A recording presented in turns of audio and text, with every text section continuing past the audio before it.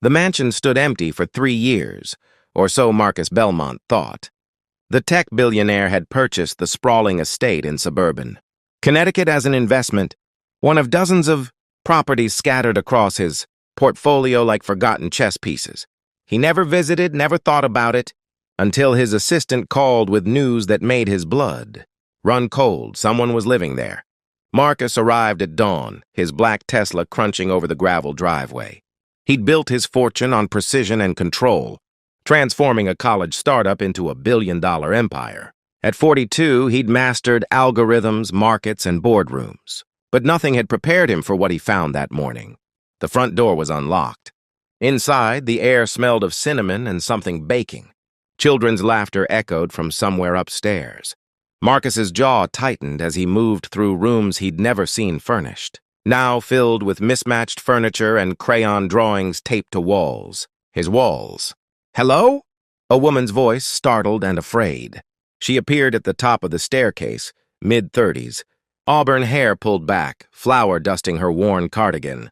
Behind her, 2 small faces peeked out, a girl about 7 and a boy no older than 5, both with wide, frightened eyes.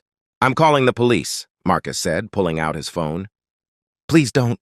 She descended slowly, hands raised as if approaching a wild animal. "I can explain. My name is Sarah Chen. These are my children, Emma and Lucas. We've been here since February. 9 months? You've been squatting in my house for 9 months? I didn't know it was yours. I didn't know anyone owned it." Her voice cracked. "The place was abandoned, empty for years. We were living in our car after my husband died. It was winter. Emma was coughing so badly I thought she'd—" She stopped, pressing her fingers to her eyes. Marcus had evicted people before, though usually through lawyers and paperwork, never face-to-face. Never with children watching. "That's not my problem." "You're trespassing." "I know, I'm sorry. Just give us 1 day to pack, please." Something in her voice made him pause. Not the pleading. He'd heard plenty of that in business negotiations.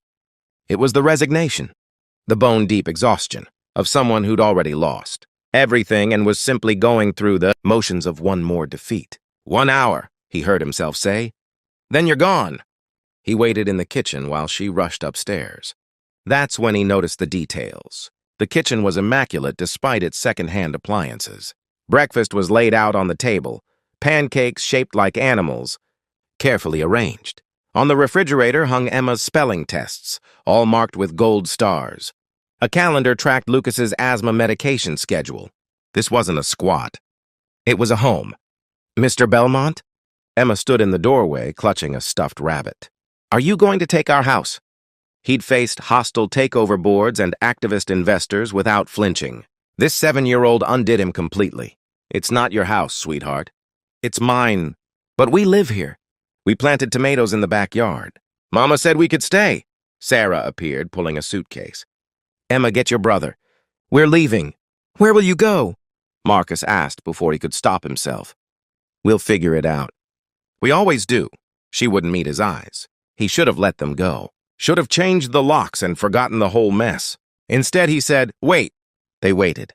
Marcus ran his hand through his hair, a rare gesture of uncertainty. "Tell me what happened." "All of it," so Sarah told him. About her husband, David, a paramedic who died responding to a cardiac call, his own heart giving out at 36. About the medical bills from his brief hospitalization that insurance wouldn't cover. About losing their apartment when she couldn't work and care for Lucas, whose asthma worsened with stress. About the car that broke down, the shelters that were full, the day she found this empty house with its unlocked back window, and decided that surviving mattered more than property laws. "I kept it perfect," she said quietly. "I fixed the leak in the upstairs bathroom. Replaced the broken window in the study. I wasn't trying to steal from you. I was trying to not let my children freeze to death." Marcus walked to the window. His reflection stared back at him. Expensive watch, custom suit. A man who'd never missed a meal or worried about a roof over his head. He'd been poor once, briefly, when his father's business collapsed. But he'd been 18, alone, and angry enough to claw his way up. He'd never been a parent watching his children suffer. "I built my first company in a garage," he said finally. "Borrowed space from a friend. He never asked for rent, never asked questions. Just gave me a chance. He turned to face her. Stay. What? Stay, for now. Until you figure things out. Sarah's eyes widened. I don't understand. Neither do I, Marcus admitted. But throwing you out feels wrong. Give me a few days to think. He left before she could respond, before he could change his mind. Marcus didn't return for a week. Instead, he did what he did best, research. He hired a private investigator, not to build an eviction case, but to verify Sarah's story. Every word checked out. David Chen had been a decorated paramedic. Sarah had been a nurse before Lucas was born. They'd been ordinary people hit by extraordinary bad luck. He also discovered that the house had been empty because of a paperwork error. His property management company had lost track of it in their system. For 3 years, no one had checked on it. Sarah and her children had kept it in better condition than his. Paid staff maintained his other properties. When Marcus returned, he brought his lawyer. Sarah opened the door, her face draining of color when she saw the briefcase. Please, she started, but he held up a hand. I have a proposition.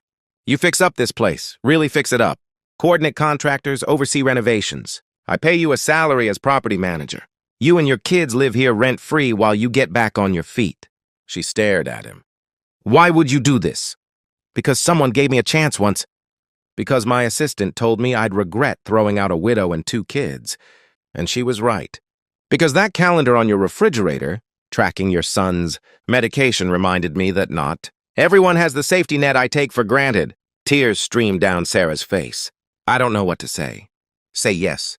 Then let's draw up a proper contract. Over the following months, something unexpected happened. Marcus found himself visiting the house regularly, ostensibly to check on renovations. Really, he came for the dinners Sarah insisted on making, for Emma's stories about school, for the way Lucas lit up when explaining his dinosaur collection. The empty mansion became a home filled with laughter and life.